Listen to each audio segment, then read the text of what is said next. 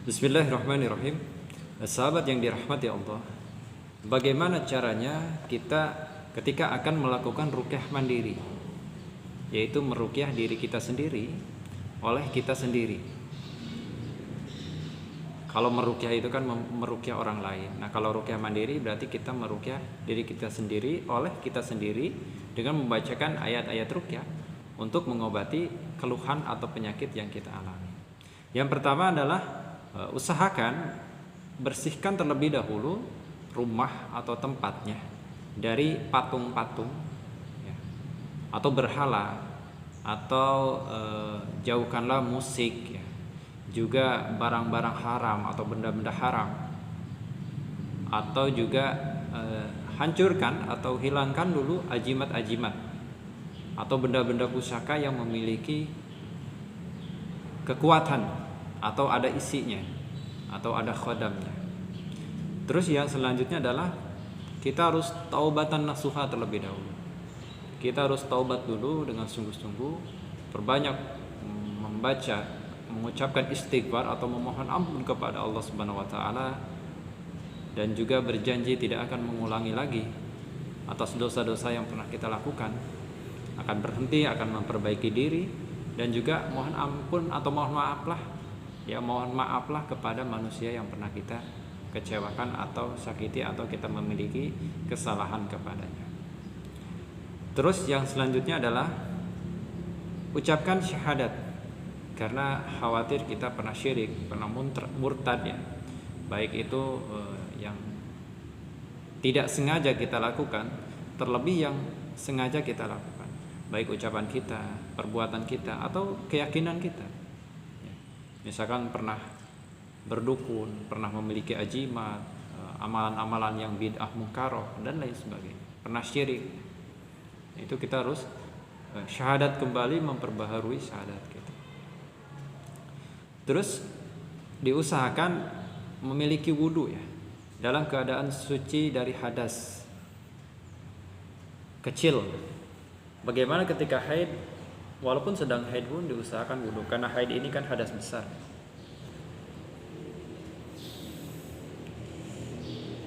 Jadi harus memiliki punya wudu, bagusnya suci dari hadas kecil dan juga hadas besar. Tetapi ketika memang belum hilang haidnya, maka tidak masalah, tapi wudu, tetap harus wudu.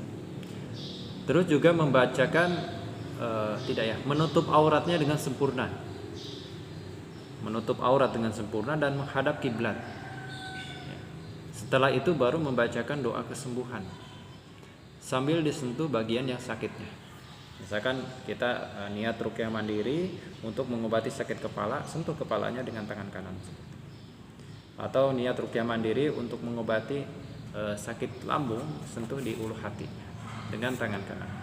Lalu bacakan doa kesembuhan yang berbunyi Bismillah, Bismillah, Bismillah 3 kali ya. A'udzu bi'izzatillahi wa qudratihi min syarri ma ajidu wa uhadir. Itu 7 kali dibaca. Saya ulangi, Bismillah 3 kali. A'udzu bi'izzatillahi wa qudratihi min syarri ma ajidu wa uhadir. Dibaca 7 kali. Setelah itu bacalah ayat-ayat ruqyah. Cara yang pertama, membacakan satu surat Al-Fatihah 1 kali, 3 kali, atau 7 kali. Jadi misalkan untuk menghilangkan sakit kepala ya, setelah membaca doa kesembuhan tadi, bacalah ayat surat Al-Fatihah 1 kali, 3 kali, atau 7 kali.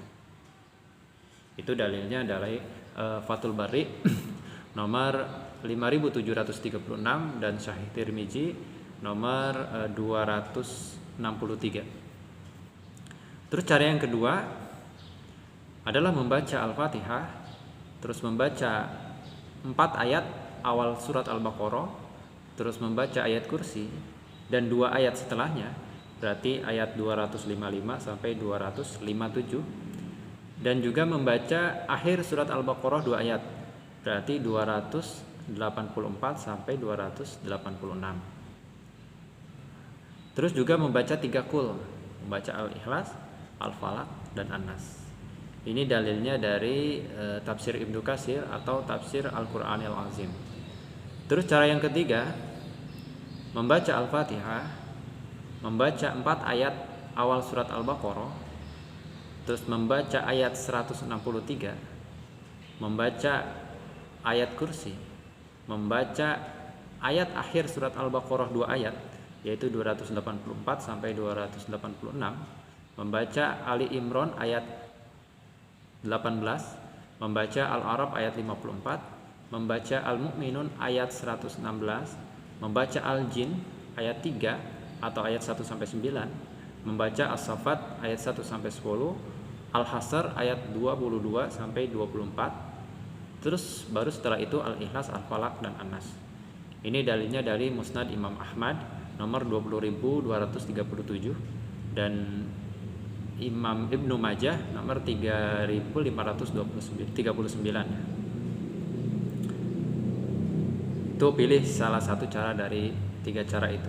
Nah, ketika keluhannya berat, maka dianjurkan untuk melakukan cara yang keempat, yaitu apa? Membaca 1 surat Al-Fatihah dan 1 surat Al-Baqarah.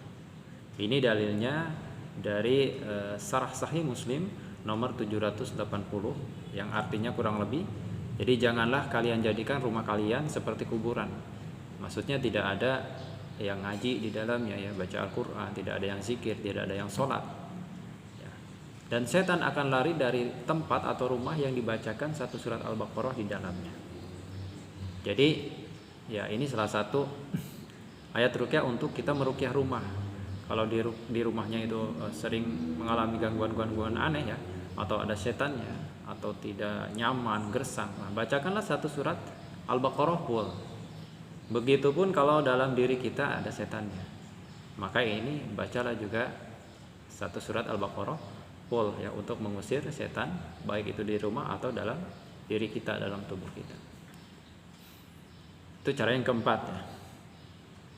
Ataupun biar lebih jelasnya silakan dilihat di video saya sebelumnya. Insya Allah saya pernah upload atau bikin video tentang cara terapi surat Al-Baqarah. Silakan dilihat saja di situ. Dan cara yang kelima adalah membaca 1 surat Al-Fatihah dan Al-Jahrawain, yaitu membaca Al-Baqarah dan Ali Imran. Ini cara yang terakhir ketika memang tidak mampu. Nih cara yang keempat, padahal sudah dilakukan berapa kali, sampai 30 kali, misalkan 30 hari, tapi belum ada perubahan. Nah, tingkatkan ke cara yang kelima, yaitu membaca Al-Fatihah, 1 surat Al-Baqarah full dari ayat 1 sampai 286, dan 1 surat Ali Imran full, jadi 3 surat full. Ini dalilnya dari Syarah Sahih Muslim nomor 804. Terus juga lakukan sunnah-sunnah sebelum tidur atau adab sebelum tidur, ya, agar kita tidak mimpi buruk, ya, dan juga tidak sihirnya tidak datang di saat kita tidur, ya.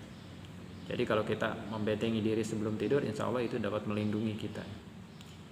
Sunnah sebelum tidur silakan dilihat di video saya tentang bahasan mimpi buruk dan solusinya, atau insya Allah saya sudah bikin juga video yang menjelaskan tentang adab atau sunnah tidur, bisa dipahami di situ. Terus juga berdoa sebelum apapun, sebelum masuk WC berdoa dulu, sebelum pergi, dan sebelum apapun itu kita harus berdoa, minimal membaca bismillah. Terus rutin zikir pagi dan petang. Zikir pagi petang ini adalah merupakan benteng, ya. Jadi biar dari luar tidak masuk. Misalkan sihirnya diperbaharui, insya Allah Allah ini lindungi ketika kita rutin membaca zikir pagi dan petang, ya. Jadi supaya dari luar tidak masuk. Bagaimana ketika gangguannya sudah masuk, sudah di dalam? Nah, ini caranya untuk mengeluarkannya adalah dengan diruqyah atau ruqyah mandiri.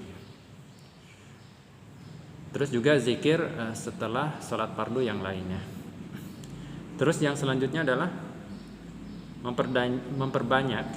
memperdengarkan murotal Al-Quran atau audio atau MP3 ruqyah. Jadi hilangkanlah musik-musik itu, ganti dengan murotal Al-Quran, murotal audio ruqyah atau MP3 ruqyah. Terus melakukan sholat sunnah, ya, sunnah tahajud, sunnah duha, dan lain sebagainya. Terus juga mencintai dan mengamalkan Al-Quran dan Sunnah. Ya, selain membacanya, kita juga memahami, mentadaburi dan melaksanakan Al-Quran serta Sunnah. Berarti ya kita harus memahami kepada ahlinya, kepada alim ulama yang ilmunya tidak diragukan lagi akan pemahamannya tentang Al-Quran dan Sunnah. Silakan ikut kajiannya dan amalkan dan cintai. Termasuk juga salah satu sunnah dalam pengobatan adalah bekam. Ini kan manfaatnya sangat besar sekali. Mengkonsumsi madu, ya, habatus sauda, jaitun, sidr atau bidara Arab, buah tin, dan lain-lain. Terus juga perbaiki tauhid dan jauhi kesyirikan. Perbaiki tauhid ini ya harus kita memahami tauhid yang benar kepada Allah Subhanahu wa taala. Sehingga kita mampu mengetahui apa saja sih kesyirikan. Sehingga kita tidak mau berobat ke dukun lah, tidak mau memiliki ajimat-ajimat lah. Tidak percaya tatayur lah. Misalkan ada burung gagak, ini tanda kematian sehingga ketakutan. Mau jalan kepegat atau kecegat kucing, ini pertanda sial, itu tatayur, tidak benar ya seperti itu. Atau tahayul, itu bahkan merupakan kesyirikan juga ya. Terus yang terakhir adalah perbaiki hubungannya dengan keluarganya, dengan orang tuanya ketika anak ya, tingkatkan birrul walidainnya, berbakti kepada orang tuanya.